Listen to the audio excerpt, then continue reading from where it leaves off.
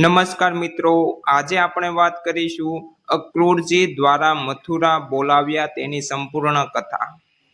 મથુરાનો દુષ્ટ રાજા કંસ સતત ભયમાં જીવતો હતો।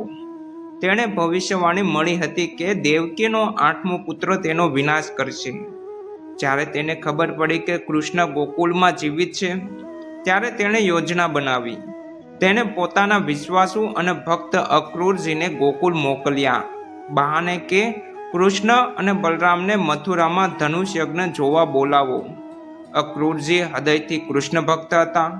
એક તરફ તેઓ રાજા કંસનો આદેશ માનતા હતા અને બીજી તરફ તેમને ખબર હતી કે તેઓ સ્વયં ભગવાનને મળવા જઈ રહ્યા છે।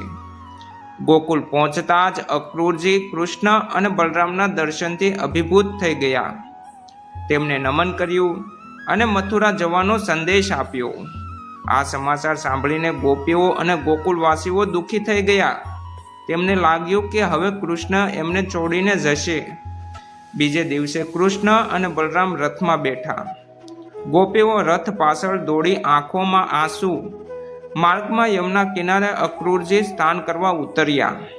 ત્યારે તેમણે જળમાં અદ્ભુત દ્રશ્ય જોયું, કૃષ્ણનું દિવ્ય ચતુર્ભુજ સ્વરૂપ। તેમને સમજાયું, આ કોઈ સામાન્ય ગોપાલ નથી, આ તો સ્વયં પરમાત્મા છે।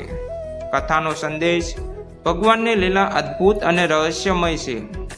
સાચો ભક્ત દરેક પરિસ્થિતિમાં ભગવાનને ઓળખે છે। વિયોગ પણ ભગવાનની યોજનાનો એક ભાગ છે।